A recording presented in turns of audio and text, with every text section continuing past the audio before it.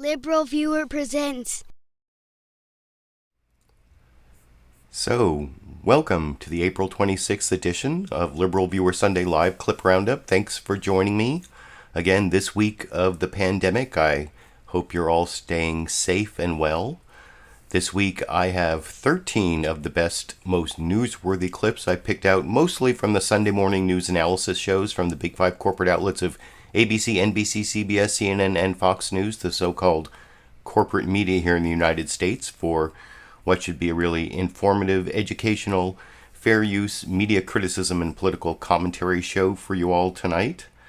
As you can see down in the video description, my topic is Dr. Trump, which is actually sarcastic since Trump sometimes actually says he's not a doctor, but he still seems to give medical advice on hydroxychloroquine, on when the coronavirus will go away, and most recently and disastrously on when he was brainstorming on how to use light and disinfectants inside the human body to fight coronavirus. And so that's the main topic I'll be discussing this week with the news summaries, with clips from Dr. Deborah Birx, from Governor Larry Hogan of Maryland. But the first political comedy clip I want to start with is Brad Pitt fulfilling a request, I think it was a joke request from Dr. Anthony Fauci, one of Trump's top medical advisors. Fauci apparently actually said he wanted to be played by Brad Pitt, and Brad Pitt actually played him on Saturday Night Live. And in the skit, Brad Pitt actually responds to clips of Trump spreading his misinformation. And right before the Brad Pitt clip, I'm not showing you the entire Brad Pitt cold open, but there's a link down in the video description to the entire video on the Saturday Night Live YouTube channel. But where I start the clip, he's responding to a clip of Trump they showed from his CDC visit in March, where he claimed everyone who wants a test can get a test, and Brad Pitt refuted that and more, as you can see over here. Also, when he said everyone can get a test, what he meant was almost no one. You can call it a germ, you can call it a flu, you can call it a virus. You can call it many different names. I'm not sure anybody even knows what it is. We know what it is. And then I see the disinfectant, where it knocks it out in a minute, 1 minute. And is there a way we can do something like that by injection? Supposing we hit the body with a tremendous, whether it's ultraviolet or just very powerful light. I know I shouldn't be touching my face, but... Now, there is a rumor that the president is going to fire me. Let's see what he said about that. Today I walk in, I hear I'm going to fire him. I'm not firing him. I think he's a wonderful guy. So yeah, I'm getting fired. But until then, I'm going to be there putting out the facts for whoever's listening. And when I hear things like the virus can be cured if everyone takes the Tide Pod Challenge, I'll be there to say, please don't. And I stopped the clip there where Brad Pitt does his Victoria moment where he picks up the wig and it's Brad Pitt underneath. He didn't look a lot like Anthony Fauci. It's more like a what Clark Kent is Superman moment maybe, but the accent he did, I mean, Brad Pitt, I guess Brad Pitt can act. That was a fairly good impression, and I thought Saturday Night Live last night was pretty funny.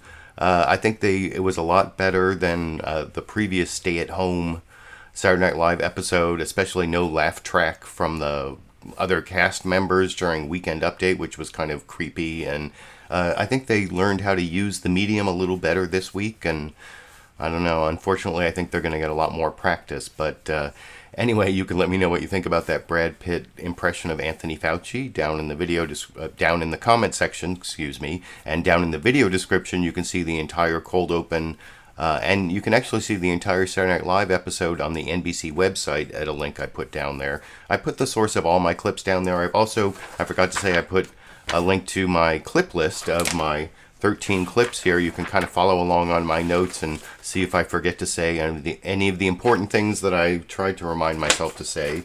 But these next two clips are kind of like bonus clips because I posted the notice of this live event early for the live stream early this morning, and there was some discussion where people wanted to see the full context of the disinfectant and the sunlight being used to cure the patients of coronavirus. That this is the infamous Trump news conference from last Thursday that pretty much made him end the news conferences. I think the one thing Trump's theories about disinfectants and sunlight may have cured us of is these incessant Trump press conferences that I have watched in their entirety, and this was one of the worst ones last Thursday.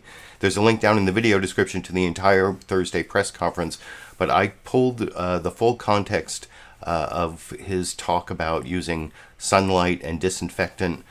First, it came after the Undersecretary of the Department of Homeland Security gave his report on this study about how heat, humidity, and light can affect the coronavirus in the environment. And I'm not going to talk about the validity of that study, though I've heard some question about whether even that study itself is valid. But in this first clip, you'll see Trump reacting. I even show the end of that guy's report and then Trump reacting to it in the first minute and 10 seconds. And then I'll show you 2 minutes and 20 seconds talking to Deborah Birx a little later. But here's the first Trump sunlight disinfectant cure clip that I'll discuss with you after we watch it together over here. Thank you very much. Brian. Mr. Brian. Thank you very much. So I asked Bill a question that probably some of you are thinking of if you're totally into that world, which I find to be very interesting. So supposing we hit the body with a tremendous, whether it's ultraviolet or just very powerful light, and I think you said that hasn't been checked, but you're going to test it. And then I said, supposing you brought the light inside the body, which you can do either through the skin or in some other way. And I think you said you're going to test that too. Sounds interesting. Right, and then I see the disinfectant where it knocks it out in a minute, 1 minute. And is there a way we can do something like that by injection inside or almost a cleaning? Because you see it gets on the lungs and it does a tremendous number of the lungs. So it'd be interesting to check that. So that you're going to have to use medical doctors with. But it sounds interesting to me. So we'll see. But the whole concept of the light, the way it kills it in 1 minute, that's pretty powerful. So that was the first minute and 10 seconds of Trump brainstorming after that DHS study presentation about, like I said, how heat, humidity, and light kill coronavirus in the environment. And they use these big drums, and there are some methodological problems with that study itself, from what I understand. But I have to do more research before I can say that definitively, and I didn't have time to do it before this broadcast. But what Trump said there about injecting disinfectant into the body to kill that required a lot of pushback from a lot of people. And then the sunlight thing, it actually reminded me of this old Star Trek episode. You know, over my shoulder here I have my Mr. Spock mug. And Mr. Spock gets infected by these like giant brain cells. One, like, it's Operation Annihilate is the name of the episode, and it ends up on his back, and they cure him with this bright light, and he temporarily loses his vision. And I actually almost made a YouTube video titled "Trump Cures Spock." And I was going to use that last clip in this next clip and then intersperse it with clips from that old Star Trek episode, Operation Annihilate. It actually, I don't know, I might still do it. I kind of gave up on it because I thought there'd be some other Trump press conference and some other news cycle, and by the time I finished it, it wouldn't be worth it. And but I don't know, if there are no more Trump news conferences for a while, maybe I'll have time. We'll see. But I want to show the second. This is about twice as long. This is when the subject came up again, when he's brainstorming again about sunlight and disinfectants, which I will talk about with you a little more after we watch that clip together over here. President, after the presentation we just saw about the heat and the humidity, is it dangerous for you to make people think they would be safe by going outside in the heat, considering that so many people are dying in Florida, considering that this virus has had an outbreak in Singapore, places that are Yeah, hot and here are we go. humid. Here we go. The new headline is Trump asks people to go outside. That's dangerous. Here we go. Same old group. You ready? I hope people enjoy the sun. And if it has an impact, that's great. I'm just hearing this, not really for the first time. I mean, there's been a rumor that, a very nice rumor that you go outside in the sun or you have heat and it does have an effect on other viruses. But now we get it from one of the great laboratories of the world, I have to say. Covers a lot more territory than just this. This is probably an easy thing, relatively speaking, for you. I would like you to speak to the medical doctors to see if there's any way that you can apply light and heat to cure. That if you could. And maybe you can, maybe you can't. Again, I say maybe you can, maybe you can't. I'm not a doctor. But I'm like a person that has a good, what. But sir, you're the president. Deborah, have you ever heard of that? The heat and the light relative to certain viruses, yes, but relative to this virus? Not as a treatment. I mean, certainly fever Yeah. is a good thing when you have a fever. It helps your body respond. But I've not seen heat or light. I think it's a great thing to look at. I mean, okay? Respectfully, sir, you're the president, and people tuning into these briefings, they want to get information and guidance and want to know what to do. They're not looking for rumors. Phil, I'm the president, and you're fake news. And you know what I'll say to you? I'll say very nicely, I know you well. I know you well, because I know the guy. I see what he writes. He's a total faker. So are you ready? Are you ready? Are you ready? It's just a suggestion from a brilliant lab by a very, very smart, perhaps brilliant man. He's talking about sun, he's talking about heat, and you see the numbers. So that's it. That's all I have. I'm just here to present talent. I'm here to present ideas because we want ideas to get rid of this thing. And if heat is good, and if sunlight is good, that's a great thing as far as I'm concerned. Go ahead. So basically, you've now seen the 3.5 minutes from that Trump press conference. If you want to see the entire press conference, like I said, there's a link down in the video description. You can watch the whole thing, but I've given you the full context. One is from earlier, one's from later, but that's all of his talk about light and disinfectant as a way to cure the coronavirus. And one thing about that video, that's the videos from the White House YouTube channel. But there is another camera that shows Deborah Birx while he's talking about some of this stuff and how has like a terrible, like gritting her teeth look, or some people have tried to interpret her look. I don't know. That's something that Bill O'Reilly used to do on The Factor when he had a show on Fox News where he would have this body language expert. I think they may still use the body language expert, but I never really believed in that. So, but I will have a couple clips of Deborah Birx trying to sort of dance around what that was all about. One from Meet the Press, that if you're following along on your clip list, the first Deborah Birx clip is clip 10 from Meet the Press, and then clip 11 from CNN State of the Union. So you're going to have to wait a little while, because first we have 5 news summaries from all of the big 5 corporate outlets.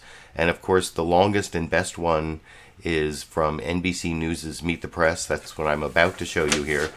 This is Chuck Todd starting off with a statistical map of the deaths from coronavirus, the cases, and we're getting up to 53,000. Everyone is starting to compare. You'll see multiple comparisons to the 58,000 lost in over a decade of war in Vietnam, and coronavirus has done that in, 8 weeks or something. Like I said, this Meet the Press news summary covers everything, I think. The CNN and ABC ones are shorter, but they cover most of the important stuff. Face the Nation and Fox News Sunday focus a lot more on the states and on not so much the terrible leadership we're getting from the President of the United States, which is an important news story you'll see covered in the first few news summaries, although Face the Nation did cover it in their teaser and in some of their guest interviews. Fox News Sunday almost didn't cover it at all, but I'll get to that when I get to the Fox News Sunday clips. I want to start the Meet the Press news summary, which I've talked about a little bit. and I'm reading my notes, and it's chock full of stuff because it's the longest and the best. Not that Chuck Todd is the best, and I'm going to criticize his interviewing later when I get to his Deborah Birx clip. But here's his new summary that he worked on and his producers worked on, and it's the longest and best for reasons I will talk more with you about after we watch it together over here. Good Sunday morning. To give you some perspective on how devastating the coronavirus has been, consider this. There have now been more than 900,000 confirmed cases of COVID-19 in the United States, with over 53,000 deaths. Look at that number of deaths for a moment. Sometime this week, we're likely to pass the 58,000 lives we lost in Vietnam. That death toll took us more than a decade to hit. This has taken us about 12 weeks. In the past 7 days, at least 17 states and Washington, D.C. have registered their highest ever one-day total of coronavirus cases. The national curve may be flattening, but it's flattening at a very high level. What's now clear is that we as a country, particularly on the government level, have failed to meet the moment. There's not enough testing to understand the challenge we're confronting. 26 million people so far filed for unemployment, wiping out the gains made since the 2008 financial crisis. Money is not getting to the small businesses that need it to survive. And the President of the United States is floating ideas like injecting disinfectants into sick patients. It's against this backdrop that some of the nation's governors are taking the risky step of opening their states for business. Behind that decision, a brutal calculation that the unemployment, the hunger, the depression, and the social dislocations of a stalled economy are worse than the certainty of an even more larger death toll from COVID-19 as businesses reopen. Healthcare experts acknowledge the necessity of getting people back to work, but warn that moving too early could invite a second wave with disastrous consequences. Meanwhile, President Trump, eyeing the election in November, is grasping at any idea to stop the virus and get the economy back on track quickly. Do you take any responsibility for these 50,000 deaths that have happened in this country? I think we've done a great job. As the U.S. death toll continues to climb, on Friday, the administration scrambled to contain the fallout from the president's suggestion that injecting household disinfectants might cure the coronavirus. And then I see the disinfectant where it knocks it out in a minute, 1 minute. And is there a way we can do something like that by injection inside or almost a cleaning? Top administration officials tell NBC News that members of the coronavirus task force were shocked by those comments. No, I certainly wouldn't recommend the internal ingestion of a disinfectant. Surgeon General Jerome Adams warned, please always talk to your health provider first before administering any treatment, medication to yourself or a loved one. The EPA implored, never apply the product to yourself or others. The CDC tweeted, household cleaners and disinfectants can cause health problems when not used properly. And Mr. Trump's former FDA commissioner, who advises the task force, there's no circumstance under which you should take a disinfectant or inject a disinfectant for the treatment of anything. I was asking a sarcastic and a very sarcastic question to the reporters in the room about disinfectant on the inside. But it does kill it, and it would kill it on the hands, and that would make things much better. It's just the latest example of the president's desperate attempts to peddle treatments for a pandemic that is killing thousands each day. For weeks, the president touted the use of a malaria drug to treat the virus. Hydroxychloroquine. It's worked unbelievably. On Friday, the FDA issued a formal warning against use of the drug, citing heart rhythm problems. And the president has broken with the scientists who advise him on the most fundamental questions of the federal response. On testing, we absolutely need to significantly ramp up not only the number of tests, but the capacity to actually perform them. No, I don't agree with him on that. No, I think we're doing a great job on testing. And on the virus's timeline. It may not come back at all. We will have coronavirus in the fall. And joining me now is the response coordinator for the White House Coronavirus Task Force, Dr. Deborah Birx. Dr. Birx. And like I promised, I will have a clip of the Deborah Birx interview from NBC News' Meet the Press as clip number 10.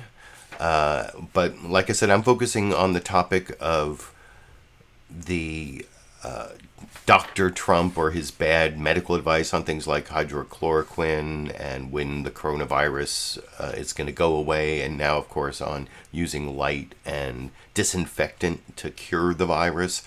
But that doesn't mean the topic I did last week on Trump's failure on testing hasn't gone away, and that was covered. You saw in the Meet the Press news summary. Like I said, all the important facts were covered there. And one of the things that came out in Chuck Todd's Meet the Press interview with Deborah Birx that I didn't take a clip on was she said that we need like a breakthrough in order to get enough testing. We don't have the breakthrough we need to get sufficient testing to get out. And she said, social distancing all the way through the summer because we don't have enough testing.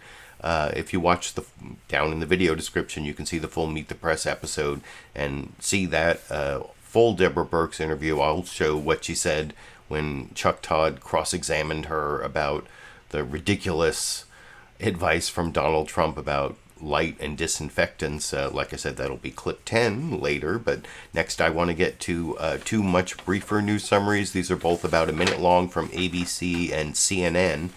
Both good news summaries, just briefer and so not so chock full of all the different news and perspectives you might need about what's going on this week. They both, you'll see, started with this fact about how it's been 2 months ago that Trump said we're going to be close to zero on cases, and then they juxtaposed that with where we really are on cases. So at least they both have that level of accountability, as I'll talk about a little more after I show the first of the two clips. This is George Stephanopoulos, who is a coronavirus recovery himself, and he's on This Week with George Stephanopoulos this morning in his news summary here. Good morning and welcome to This Week. Exactly 2 months ago, President Trump declared that the 15 coronavirus cases in the U.S. would be close to zero in a couple of days. We all now know how wrong that was. As we come on the air this week, the number of cases in America is closing in on 1 million. At least 53,000 Americans have died. In the week since the first stay-at-home orders, more than 26 million Americans have lost their jobs, and officials across the country have been wrestling with the dilemma of our time: how to contain the public health emergency without crushing the economy. This week, states like Georgia and Oklahoma began to reopen for business. More will follow starting Monday, as others like North Carolina, Connecticut, and Michigan extend their restrictions into May and beyond. Michigan's Governor Gretchen Whitmer has faced down protests over her stay-at-home order. She joins us this morning from Lansing. Good morning, Governor Whitmer. How are you today? And sorry, I don't have a Governor Whitmer clip. I have a Governor Larry Hogan clip talking to George Stephanopoulos a little bit later. And you saw how George Stephanopoulos, they're focused on the states. I think some of the focus on the states is warranted because of the vacuum of leadership at the federal level. The states have had to pitch in. And speaking of pitching in, I want to thank the Super Chat contributors I've seen already. Is that K-Tiff and Sexy Bob and Lulu Girl? That is something that makes it easier to go on with these broadcasts when I have support from my live viewers, so thank you for that. But like I said before, I showed the ABC This Week with George Stephanopoulos clip. Both that clip and this next clip make the point that it's 2 months ago today that Trump said we're going to be close to zero soon, and we're not close to zero. That was what George Stephanopoulos pointed out in that last clip, and you can see Jake Tapper point out that same fact in this under a minute news summary where the State of the Union this week, of course, well, I don't know if of course, but is anxious. And here's the CNN State of the Union news summary following that State of the Union from Jake Tapper on CNN State of the Union this morning. Over here. Hello, I'm Jake Tapper in Washington, where the state of our union is anxious. 2 months ago today, February 26, President Trump said we were a couple days away from, quote, close to zero cases of coronavirus in the United States. Today, we're at over 900,000 confirmed cases and more than 53,000 Americans dead. Now, after weeks of near total lockdown, more than a dozen states across the country are beginning to reopen. In Georgia, Governor Brian Kemp is pushing an aggressive reopening despite warnings from officials, including President Trump. But testing remains a huge issue across the country, with governors scrambling to find enough tests and testing agents and other supplies to get critical information about the spread of the virus in their states. We're going to speak live in a few moments with the White House coronavirus coordinator, Dr. Deborah Birx. But I want to begin with House Speaker Nancy Pelosi, who joins me now from the Capitol. And I didn't take a clip of that Nancy Pelosi interview, although she did have this one quip at the very end that wasn't really responsive to any question Jake Tapper asked her, where she said, you know, there is a medical term for injecting disinfectant into a body. It's called embalming. So that was like a good soundbite from Nancy Pelosi. That I didn't take that clip, but I just got reminded of it from that news summary. Now, the next two news summaries don't really do much in terms of holding Trump accountable for his misstatements. One's from CBS News' Face the Nation and then Fox News Sunday. And sometimes I've referred to CBS as Fox News Light. I don't know. That's just what I've noticed over the years in like comparing the five together, that they tend to be more like pro-military, pro-Republican. They're still journalists. They just come closest to Fox News when Fox News is actually a propaganda arm of the Republican Party for reasons you can read about in this book over here, The Loudest Voice in the Room by Gabriel Sherman, which is a great book, which I recommend. I actually recommend, well, I've read almost all the books. Well, there are a few, I switch them out every now and then, so there are a few I haven't read yet, but anyway, I don't want to go off into a book tangent. But actually, this week, CBS News' Face the Nation, in the teaser that I didn't take a clip from, they did all that accountability stuff, so I can't fault them. Fox News Sunday never even mentioned Trump's like disinfectant and light curing the patient comments till like 27 minutes into the program, not in the teaser, not in the news summary. In fact, when I showed the Fox News Sunday news summary, I actually laughed out loud because I was thinking, are they forgetting that President Trump exists? They never say the word Trump in the entire news summary. That's the news summary I'm going to show after the CBS one.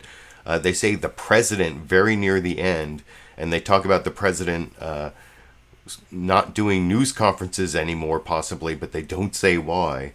And that information doesn't show up in this CBS News Face the Nation news summary, but they did show it in the teaser, so I can't really fault them like Fox News Sunday, like I said. And it's a brief introduction from Margaret Brennan, then they go to Mark Strassman in Atlanta, who talks about the states a lot, just like you see in the Fox News Sunday news summary. And there's nothing wrong with that, like I said, since there's such a leadership vacuum at the federal level. And then I'll show Margaret Brennan doing a transition to Elizabeth Palmer, doing the foreign correspondent view, which I won't show, but also talking about something the World Health Organization said that is important, that got reported on some of the other shows, not in the news summaries. But anyway, I'll talk about that a little more after we watch the CBS News Face the Nation news summary together. Margaret Brennan going to Mark Strassman over here. Welcome to Face the Nation. How can America safely reopen before there is a proven cure for COVID-19? We'll look at the dilemma facing states around the country. First up this morning is CBS News national correspondent Mark Strassman. He's in Atlanta. Mark? Good morning, Margaret. Georgia's reopening a couple days ago got most of the spotlight and most of the criticism. But it's actually only one of the states that has allowed some stores to unlock their doors. Like the virus, the push to get back to business is contagious across the country. What contagion? COVID America is reopening. Weekend warriors in Wisconsin, coloring away the gray in Atlanta, sipping margaritas in Dallas. We have to now start really looking at the hard facts. And the hard facts would support the fact that we need to open up the economy. One hard fact, the American economy's COVID fever runs dangerously high. Nearly 27 million people filed unemployment claims in 5 weeks, with more grim numbers out this Thursday. Square that against another hard fact. Some epidemiological models predict by late May the COVID death total to date could double, 100,000 Americans. And no one wants people dying for a spring break. We're finally released with everybody out. Will they become careless? And so when you're careless, that's when bad things start happening again. Every governor will decide when and how much to ease restrictions. In 5 states, some businesses already have partially reopened on site to customers. Over the next 10 days, at least 5 more will phase in reopenings, with a warning about risks. Social distancing works, and it absolutely must continue if we're going to reopen our economy safely. Discipline is key to stopping talk of a second Great Depression. It's the confidence calculation. Do customers think it's safe? Do you? We've got a cleaning log on the door to make sure people know that we're cleaning door handles, we're cleaning surfaces. But White House guidelines expect more. To reopen safely, states must first show a 2-week downward trend of new documented cases. By our read of the data, no state can do that. Georgia's movie theaters are allowed to reopen tomorrow. But like many business people here, the owner of this one thinks it's too soon. He told us he's taking his guidance from health experts, not politicians. Margaret? Mark Strassman, thank you. There was a startling warning from the World Health Organization Saturday. There is not enough evidence that a person who has recovered from the coronavirus is immune from a second infection. Several countries in the rest of the world are also wrestling with how and when to reopen. We turn now to CBS News senior foreign correspondent Elizabeth Palmer in London. Margaret, the WHO has... And like I said, or I mentioned before, that CBS News' Face the Nation puts basically the entire show up in clips, like 7 or 8 clips per show on their YouTube channel. And down in the video description, there's a link to the entire CBS News Face the Nation program. If you want to see Elizabeth Palmer's report, I think it's a separate video that you can click on if you go to that link. And one thing I have to say about CBS News' Face the Nation throughout this pandemic is of the big 5 corporate outlets, if you've been watching my show every week, they were the only show for like way back, was it February, late February, early March? They were, I think it was even in February, they were the only show that did news reports on the coronavirus in Wuhan, China. And at the time, I didn't take any clips of those news summaries. I mentioned them and said either they were exaggerating the problem or they were the only of the corporate news media outlets that actually recognized what was the biggest story and everyone else was missing it. And I didn't really take a position on it at that time, but it turns out it was the biggest story, and only CBS News' Face the Nation was covering it for a few weeks there, that back in, I think it was in February, but I'd have to go back and check for sure. But like I said, that news summary you just watched didn't really hold Trump accountable for any of his disastrous leadership.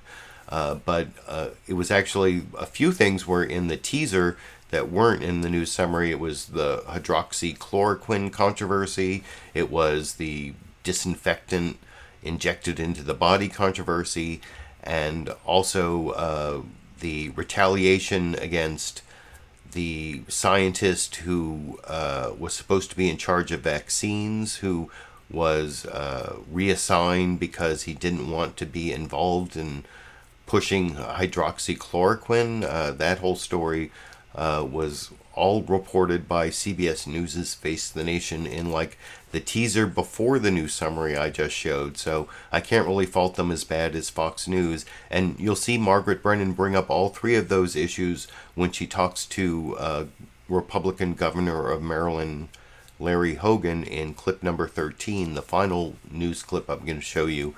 If you actually stay tuned all the way till the end of the show. And then I actually have a bonus Dash and Sandy clip after that final news clip. But before I get to any of that, I have to show you clip number 8, the final news summary. This is the Fox News Sunday news summary that actually made me laugh out loud. Now, Chris Wallace at the beginning. Now, the teaser didn't say anything about Trump's misinformation on hydroxychloroquine, on the retaliation against the vaccine doctor who didn't want to push hydroxychloroquine, and nothing about disinfectant and light being used to cure patients like was in the CBS News Face the Nation news summary. And then Chris Wallace comes on, and to his credit, he does talk about the number of deaths, and he does compare it to Vietnam. You'll hear the Vietnam comparison from Fox News Sunday, so at least there's that. But then after talking about the number of deaths getting close to Vietnam, he passes it on to Mark Meredith, the White House reporter for Fox News Sunday. And I was like thinking, are they going to do this whole report and pretend like Donald Trump doesn't exist, because it's all about the states, kind of like you saw from CBS News Face the Nation, but they never say the word Trump. Although at the very end, after the pre-recorded package, Mark Meredith does another live report from in front of the White House and talks about how for some reason, some unknown reason that we can't report, I guess, Trump is not going to be doing news conferences anymore. It was short on Friday and none on Saturday. Who knows why? At least in the news summary from Fox News Sunday. And they never even say Trump. He says the president, the White House, and then at the end he says the president, never actually saying Trump. But anyway, I actually laughed out loud at the bias of the news summary from Fox News Sunday that I will talk about with you a little more after we watch it together over here. And hello again from Fox News in Washington. The U.S. death toll from the coronavirus now tops 53,000 in just 2 months. That's close to the number of all the Americans killed in the Vietnam War over 19 years. Now, some states like Georgia and Oklahoma are starting to reopen businesses, despite warnings from public health officials that relaxing restrictions too soon could lead to more cases and more deaths. But the economic pain is severe, with unemployment numbers in this country not seen since the Great Depression. In a moment, we'll speak with the Secretary of the Treasury, Steven Mnuchin. But first, let's bring in Mark Meredith with the latest on the debate over when and how to reopen. Mark. Chris, some governors are easing health restrictions to allow certain businesses to reopen now, while others are holding off just a little bit longer and begging people to stay home. What I would say is simply just stay home. Atlanta's mayor is furious. Georgia Governor Brian Kemp is allowing gyms, bowling alleys, and barbershops to reopen. I own a salon in Savannah, Georgia, and I am not at all happy with the situation in which we found ourselves. Health experts fear reopening too soon could lead to more cases and an increased death toll. But some Americans tell us they're not worried. I would, without hesitation, visit businesses that are opening when my state, and I live in East Texas, opens up. In Oklahoma, some businesses began reopening this weekend. Next Friday, the state will allow gyms, theaters, and restaurants to reopen if social distancing is kept in place. Meantime, Michigan's governor is extending her state's lockdown until mid-May. The data shows that most Michiganders are doing their part by staying home and staying safe. The White House says 5 million people have been tested for the virus so far. Officials warn as testing increases, the number of confirmed cases in the U.S. will go up. People should not be discouraged by those numbers. We are looking at very positive trends in hospitalization, in emergency room entrances. But some experts say the availability of testing remains an issue. We're still not where we need to be in testing, forcing governors to make decisions without the data they may need. The president also appears to be cutting back on the daily White House briefings that we've come to expect. There was only a short one held on Friday where the president did not take questions. We didn't have a briefing on Saturday. We'll wait to see if we have one later on today. Chris? Mark Meredith reporting from the White House. Mark, thank you. And joining us now. And Mark Meredith, if you were waiting, no White House briefing later on today, none yesterday. If you watched that Fox News summary, as I said before I showed it, you probably have no idea why there was no news conference yesterday, why he took no questions on Friday. None of that came up in that entire news summary. Whatever. I think I pretty much criticized that clip before I showed it.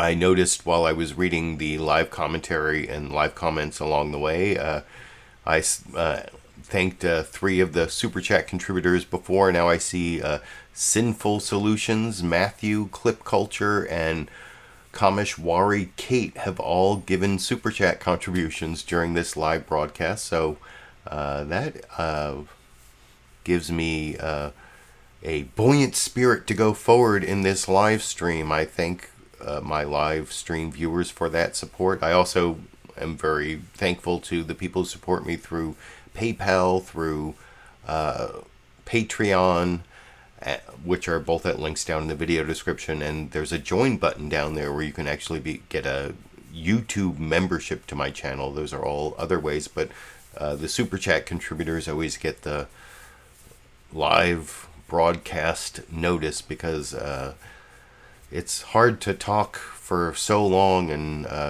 this whole thing's going to go on for an hour and a half, and it makes it easier when I get the support from the live viewers. I appreciate the supportive comments down in the comment section, but the Super Chat contributions obviously stand out because that's the way the software is set up on YouTube. So because of course YouTube gets their cut, but anyway, those are all the news summaries, and I mentioned that when I was criticizing that last clip that never mentioned the disinfectant and light usage to cure coronavirus and the disastrous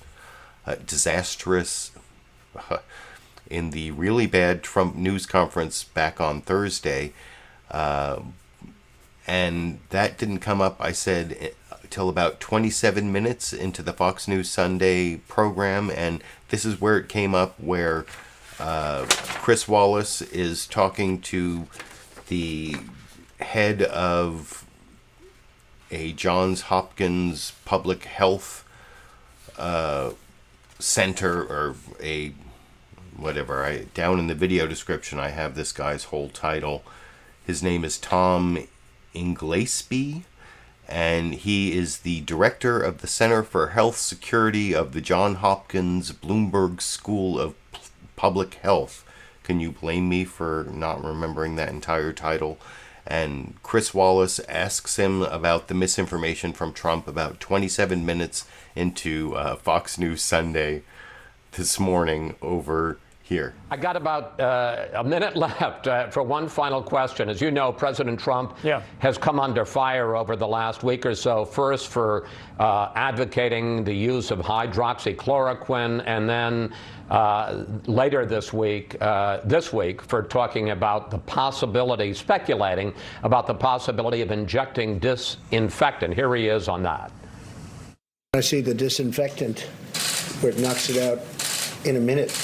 1 minute, and is there a way we can do something like that by injection inside, or almost a cleaning? I know you want to stay away from politics, and I think it's clear that any kind of ingestion of a disinfectant is dangerous. But 2 quick questions. 1, where are you at this point about the use of hydroxychloroquine? And 2, how do we sort through all of the conflicting advice that we get? Well, to your first question, I think there needs to be more study of hydroxychloroquine. 2 studies that have come out so far have suggested it is possibly more harmful than helpful and possibly dangerous. So I don't think anyone should be taking hydroxychloroquine unless they are in a randomized controlled trial that's being carefully studied. And the second point is that I think the most important thing now in terms of medicines and vaccines is to follow where medical leaders and scientific leaders guide us. They're doing the studies. These studies take time. These medicines can actually hurt people. So there is a harm that could potentially happen if people take medicines that aren't studied. So it's important to follow the scientists. Dr. Inglesby, thank you. Thanks for joining us again and giving us your expert analysis. Please come back. Thanks so much. Oh, I guess apparently it's pronounced Inglesby. I'm assuming that Chris Wallace got Inglesby correctly, because I look at it as Ingles. I'm really bad at pronouncing names, by the way, and you saw when I tried to pronounce the names of my Super Chat contributors, and I saw Andy M posted no public announcement necessary for his Super Chat contribution, but I disagree. Anyway, so I said Ingles, because I live in a more Latinx area. I live in California, where we have a very high Latinx population. So when I see Ingles, I think Ingles, which actually means English. But I guess it's Inglesby, Tom Inglesby from Johns Hopkins, and I'm not going to try to remember what his entire title is for reasons you'll remember from before I showed that clip. But you saw that at least Chris Wallace did bring up the disinfectant comment and the hydroxychloroquine recommendation that wasn't necessarily, that there isn't really evidence behind all that. So that is the one part that, if I'm going to criticize Fox News Sunday for not even mentioning the word Trump or any of his disastrous leadership. See, I said disastrous there. Disastrous leadership in his disastrous news conference last Thursday. Well, they left it out in the news summary, but it was kind of mentioned in that questioning there. But the next two clips are the promised Deborah Birx clips. First is the one from NBC News' Meet the Press. These are both Deborah Birx talking about that terrible moment last Thursday when she had to sit through and then answer Trump's questioning about using light and disinfectant injected into the body somehow. And first here's Chuck Todd on Meet the Press asking her about it. And I don't think he does as good a job as Jake Tapper does in the subsequent clip. Can you hear Sandy whining right over there? I don't know why Sandy's whining. I do have a Dash and Sandy clip for you, but Sandy was whining and now has walked away, which I probably won't talk about with you a little more, but I will talk about with you a little more about how Deborah Birx is doing this weird dance, and I don't know if her reputation is and her credibility is going to make it through this. And at least to Chuck Todd's credit, he does ask about the credibility issue, which I will talk about with you a little more after we watch Chuck Todd's questioning of Deborah Birx on Trump's weird comments last Thursday about disinfectants and light injected into the body over here. Through these phases. Dr. Birx, help me understand what happened with the suggestion that the president made that the task force study disinfectant injections. You said he was digesting information at the time when that came out of his mouth. Do you have any more information, and are you concerned that people might take bleach because of what the president said? I think I made it very clear and how I interpreted that. I also made it very clear, and so has Dr. Fauci and everyone associated with the task force, and their clarity around this is not a treatment. What was missed, and really I'm hoping the American people understand, the reason why that study was important, that Department of Homeland Security did, was when we came and saw what MIT talked about as viral particles moving through the air. It's really important to figure out in the outside conditions, is there anything that decreases the half-life of that virus? And I think I was reassured personally to see what impact sunlight has on the virus and the viral half-life. That should be encouraging to all of us. We should still social distance. We should still wear those masks to protect others as we work through this epidemic. But I think it's really important to see that sunlight, direct sunlight, may actually be able to kill the virus. Are you concerned the credibility of the scientists on the task force get undermined when the president Now with bleach, obviously you can't do that. And hydroxychloroquine, where the FDA had to put out a statement. I mean, is this undermining the credibility of you and Dr. Fauci and other scientists? I think all of us are very clear in our discussions with the American people how we're looking and utilizing data to drive decision making within the task force.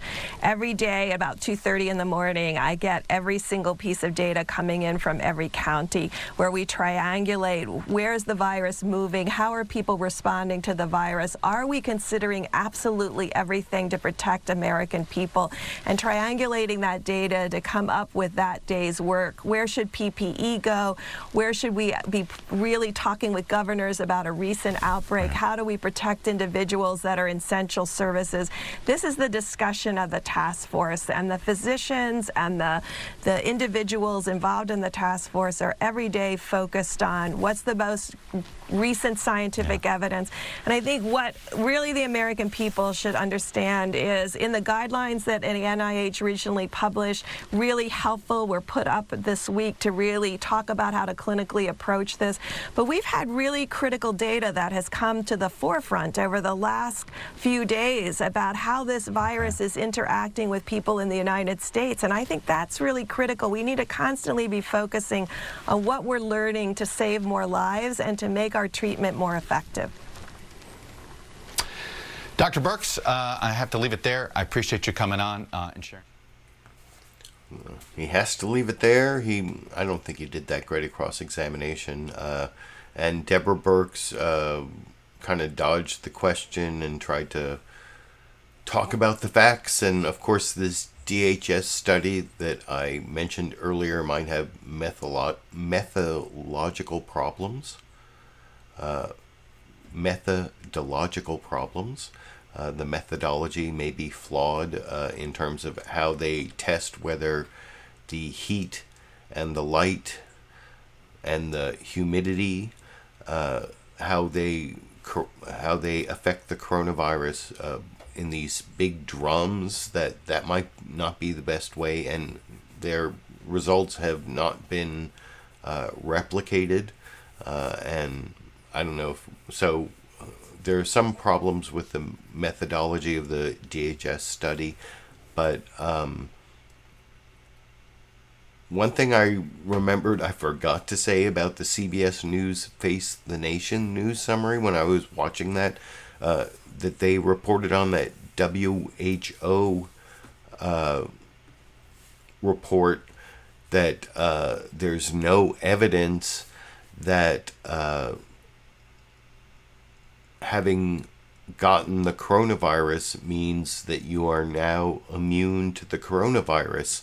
And you will actually see that in the chyron of Jake Tapper's much better cross-examination of Deborah Birx in this next clip at the beginning, because Jake Tapper actually asked Deborah Birx about that.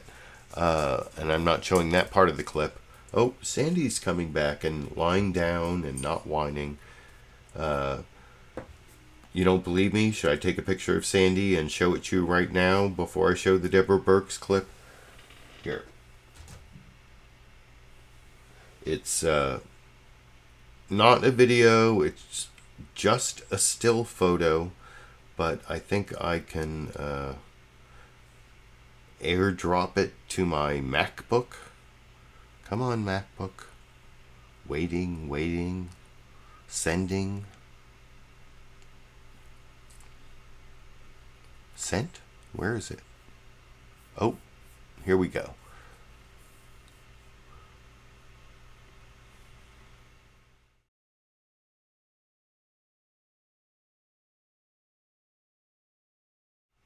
So there you have Sandy.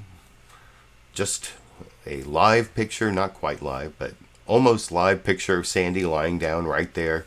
But like I said, here you can see Deborah Birx being better cross-examined by Jake Tapper about the disinfectant and sunlight cure comments from Trump last Thursday.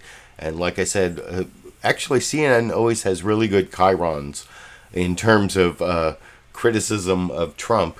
And like I said, it starts off with a chyron of the WHO report that there's no evidence that having coronavirus gives you immunity in humans, although that all I can say is it's a little concerning, but absence of evidence isn't evidence of absence, and there's actually evidence in animal studies, and it's more a question of how long and how much immunity, hopefully. But anyway, I'll talk about what Deborah Birx says to Jake Tapper a little more after we watch that final Deborah Birx clip from CNN's State of the Union this morning over here. There was an odd moment on Thursday when President Trump at the briefing mused aloud about whether injecting UV light or disinfectant into the human body as a way to treat coronavirus could be something that you look into. You were sitting right there, as you know. Take a listen. And then I said, supposing you brought the light inside the body, which you can do, either through the skin or in some other way. Then I see the disinfectant, where it knocks it out in a minute, 1 minute. And is there a way we can do something like that by injection inside or almost a cleaning? Because you see it gets on the lungs. Dr. Birx, I just want to give you the opportunity right now. What should the American people know about disinfectants and the human body? Well, first, that was a dialogue he was having between the DHS scientist and himself for information that he had received and he was discussing. We have made it clear, and when he turned to me, I made it clear, and he understood that it was not as a treatment. And I think that kind of dialogue will happen. I think what got lost in there, which is unfortunate, I think, in what happened next is that study was critically important for the American people. And you say, why was that important? Because we had an MIT study just from a few weeks ago that suggests when people are talking and singing, aerosolized virus could be moving forward. What this study showed for the first time is that sunlight can impact that aerosolization outside. This is why we asked them to do it. We're trying to understand why people should be wearing masks. You're wearing masks because you could have asymptomatic infection and you will decrease your transmission to others. And I think the half-life in the sunlight is very important as we move forward to really understand how we can effectively create decontaminations in different environments. Yeah, no, look, I get it, and I understand the importance of that study that the DHS official was discussing from the lab in Maryland about the effect of sunlight on having, or even more effectively, the life of coronavirus, the effect of disinfectants on non-porous solids like doorknobs. But that's not what the president was musing about. He was talking about ways to take that science and somehow turn it into injecting UV light or disinfectants into the human body, which, as you know, especially with disinfectants, can be lethal. And the CDC had to issue a statement. Lysol had to issue a statement. I understand that you're taking a generous approach to this when it comes to President Trump musing aloud, but this is potentially dangerous. I mean, Poison control centers got calls from people, and they had to issue statements saying, do not internally use disinfectants. As a doctor, doesn't that bother you that you have to even spend any time discussing this? Well, I think it bothers me that this is still in the news cycle, because I think we're missing the bigger pieces of what we need to be doing as an American people to continue to protect one another. And we should be having that dialogue about asymptomatics. We should be having that dialogue about this unique clotting that we're seeing. And, you know, we're the first country that really had young people to this degree. Italy and Europe is about 8 years older than us as a median age. So this is the first experience of this virus in an open society where we really can understand what's happening to every different age groups. These are the things that we should be talking about and focusing on. So I think as a scientist and a public health official and a researcher, sometimes I worry that we don't get the information to the American people that they need when we continue to bring up something that was from Thursday night. So I think I've answered that question. I think the president made it clear that physicians had to study this. I think I've made it clear that this was amusing, as you described, but I want us to move on to be able to get information to the American people that can help them protect each other and also help them understand how devastating this virus is to different age groups and different symptoms and different comorbidities. Well, I would agree with that. I would say that I think the source of the misinformation is not the news media on this, but Dr. Deborah Birx, we appreciate your coming here and taking our questions, and best of luck with your job. God bless you. Thank you. You see, Jake Tapper doesn't let her get away with that last part where she pivots to blaming the media. What was that all about? The source of the misinformation isn't the reason it's still in the news cycle is also Donald Trump keeps tweeting about it and denying he said what he said. So, whatever. I don't know why Deborah Birx blamed the news media at the end of that clip, and that's another reason I think she's losing credibility, as I saw people talking about in the live comments while I played that clip. I don't know if you could see that CNN Chiron I was talking about before I showed the clip about the WHO report. It might have, because of my software, it might have in the transition gotten lost because it was only in the first 2 seconds of that clip. But I saved a copy of it. Here's what I was talking about. This is the CNN News Chiron from the very beginning of that clip about the WHO report.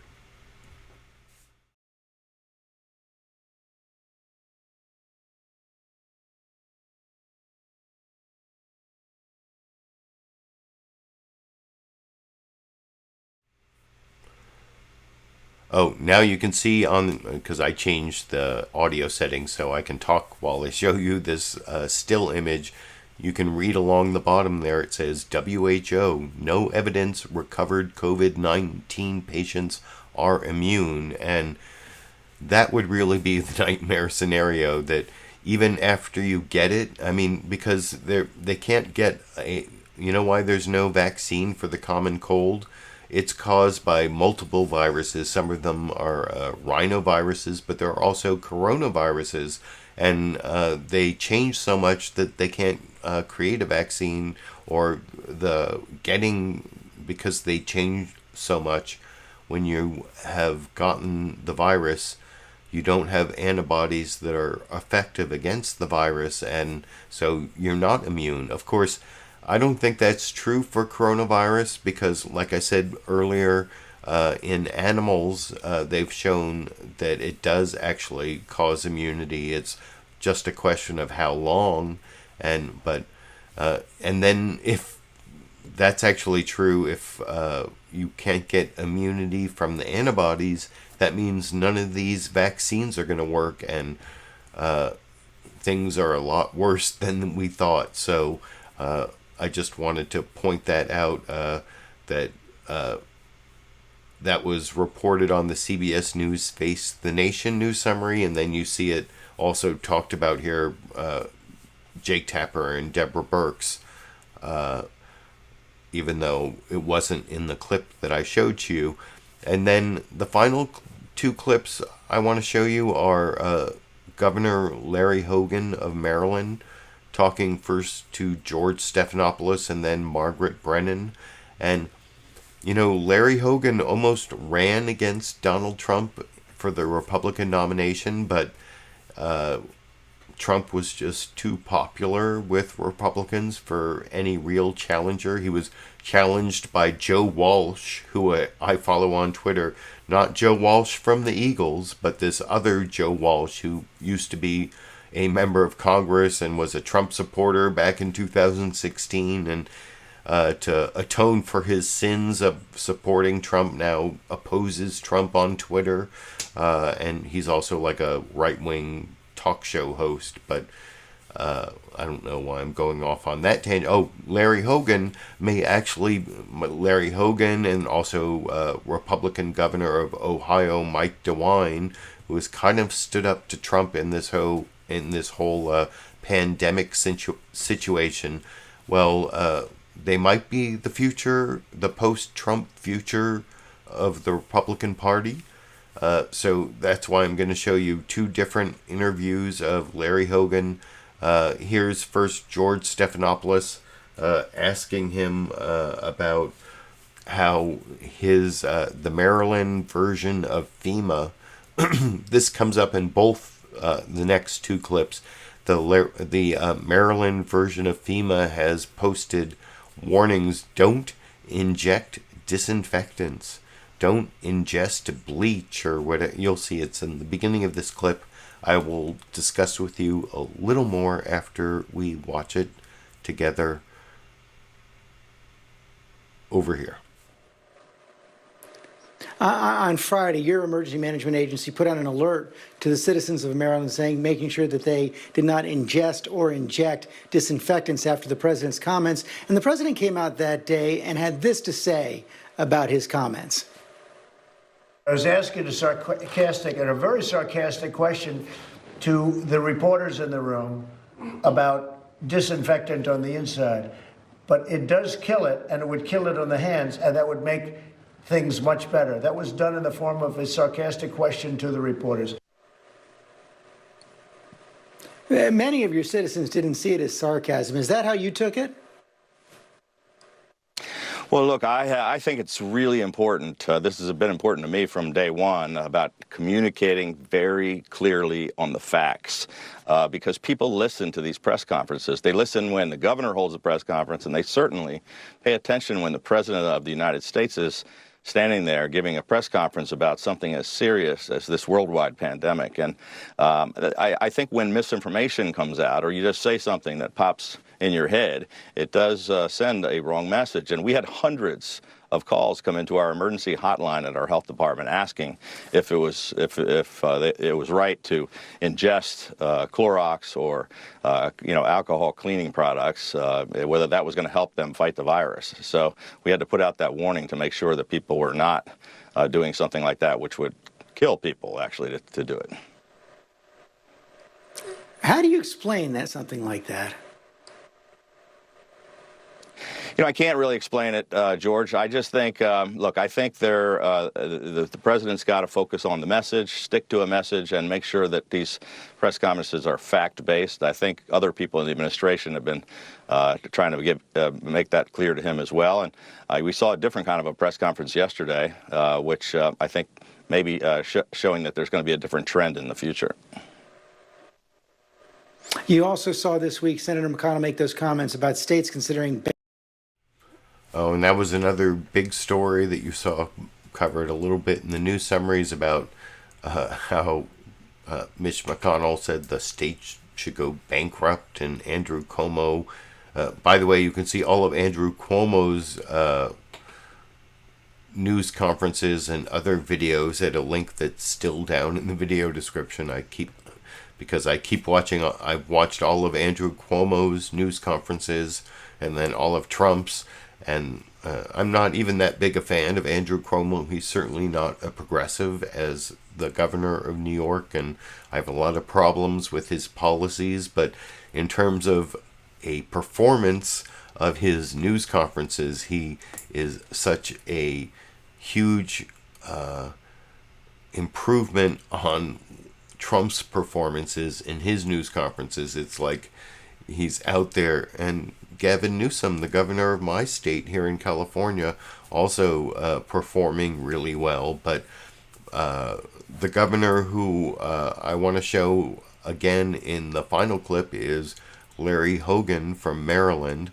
And this is what I promised earlier from CBS News' Face the Nation, where they bring up all the misinformation or possibly disinformation, depending on your perspective, from the Trump administration on hydroxychloroquine and injecting disinfectants, and then even the firing of the head of vaccines for not wanting to push hydroxychloroquine.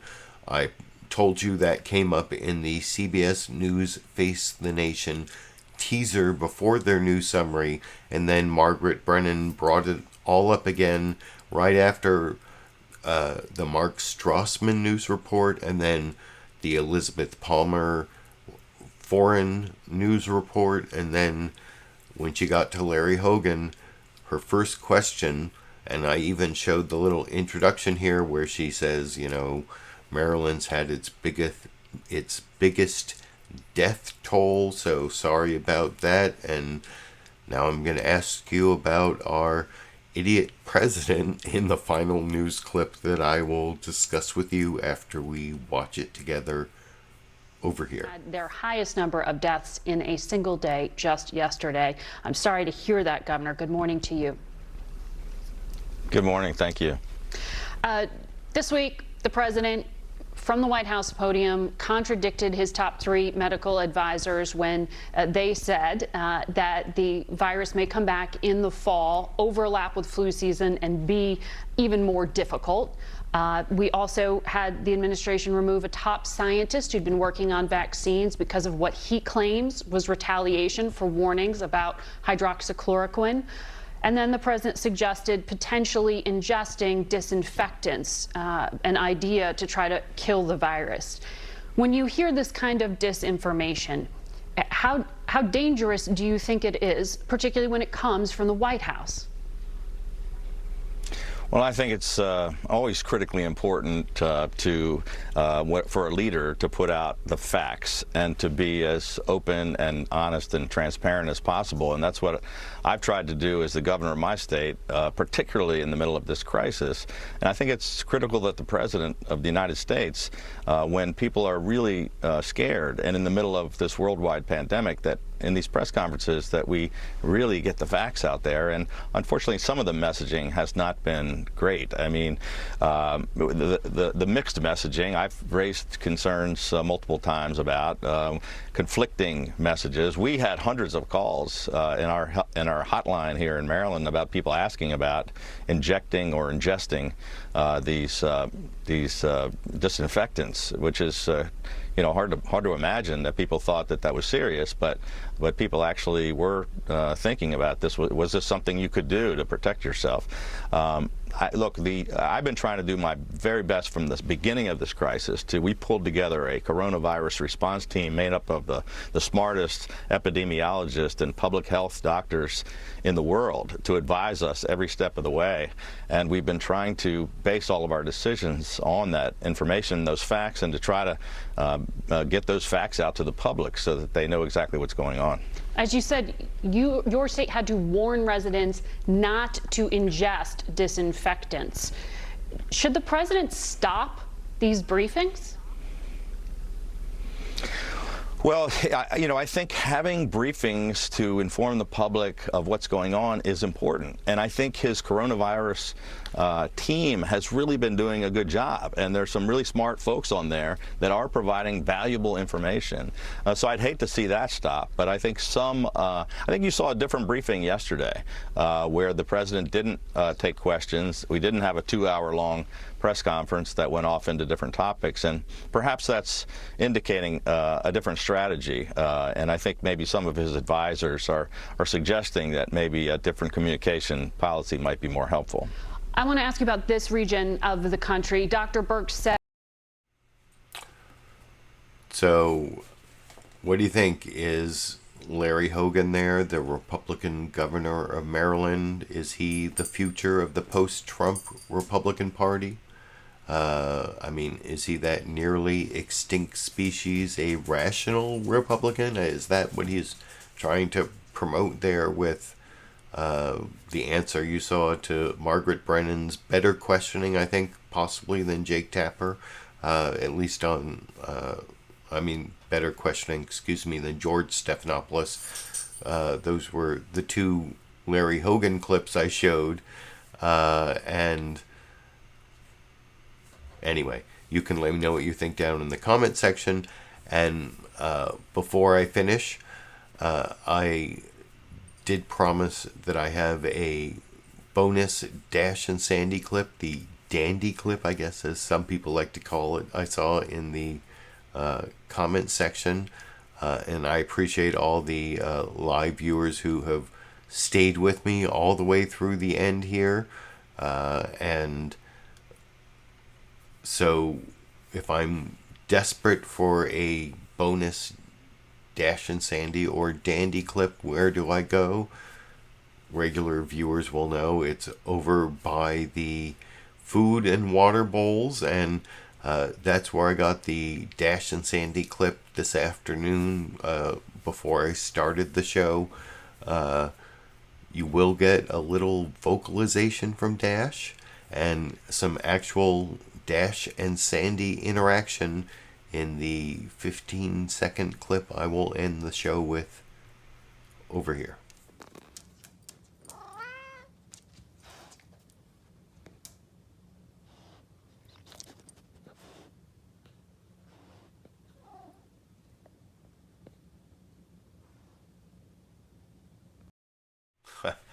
So anyway, that's the show. Thanks for joining me. I appreciate all the support from the Super Chat contributors.